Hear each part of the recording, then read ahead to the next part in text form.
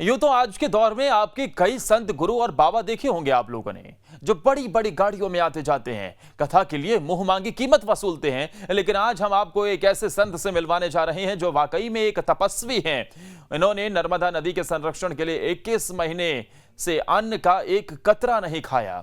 सिर्फ और सिर्फ नर्मदा जल पर ही वो अपना जीवन यापन कर रहे हैं।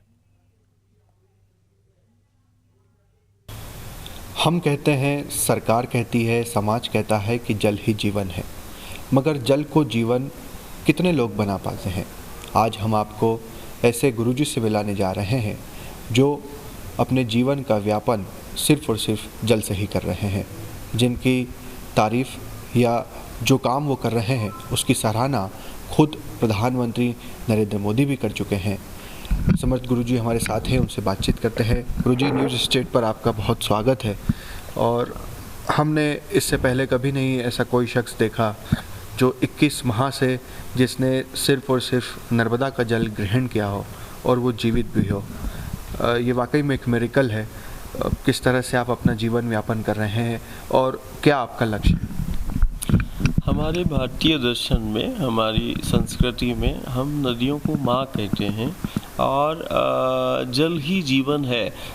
ये आधार है कि जल के बिना हमारा कोई जीवन नहीं है। लेकिन मध्य भारत में नर्मदा का जल दुनिया का सबसे असाधारण जल है, जो जल आहार का भी आधार बना हुआ है। नर्मदा का जीवन जो हमारा है और माँ नर्मदा का जो जीवन है, उसकी जीवंत अभिव्यक्ति को हम समाज के सामने लाना चाह रहे हैं। हमारा जीवन, हमारी व्यवस्था, हमारा विकास सब नर्मदा पर केंद्रित है। और हमारा जो भारतीय संस्कृति है, हिंदू दर्शन है, हम नदियों को माँ कहते हैं। एक ऐसी माँ जो हमारे गांव नगर प्रांत को एक तरफ जीवन दे रही है, वही दुनिया को जीना भी सिखा रही है। एक माँ ही है जो जीवन भी देती है, जीना भी सिखाती है। और हमारे गांव नगर को एक ऐसी माँ जो आत्मनिर्भर हमारे गांव नगर प्रांत को बनाती है। यदि हम आत्मनिर्भर मध्य प्रदेश या आत्मनिर्भर भारत की परिकल्पना हम करें, तो बिना गंगा के, नर्मदा के हमारा राष्ट्र, हमारा देश आत्मनिर्भर नहीं बन सकता है। आत्मनिर्भर जिससे है वो गंगा की जलधारा है, वो नर्मदा की जलधारा है। अखंड सत्य का हमारा जागरण है। ये सत्य का आग्रह है कि जो करोड़ों को ज़िंदगी दे रही है, वो जीवन को बचाने का एक आग्रह है।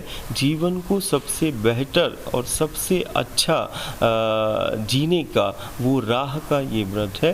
तो ये व्रत अखंड होगा जब तक वो समाज और जवाबदार उसका संरक्षण और संवर्धन के लिए वो प्रयास नहीं करते और क्रियान्वयन नहीं होगा, तब तक हमारा व्रत अखंड चलेगा।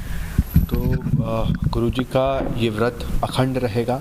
ऐसे में ज़रूरत है कि अब समाज भी इस बात को समझे, नर्मदा जल को दूषित होने से बचाए। साथ ही साथ सरकार की भी ये पूरी तरह से जिम्मेदारी बनती है कि जो हालत इस वक्त नर्मदा माँ की, नर्मदा नदी की हो रही है, उस पर गंभीरता से ध्यान दें। वीडियो जर्नलिस्ट अभय के साथ शुभम गुप्ता, न्यूज़ स्टेट भोपाल।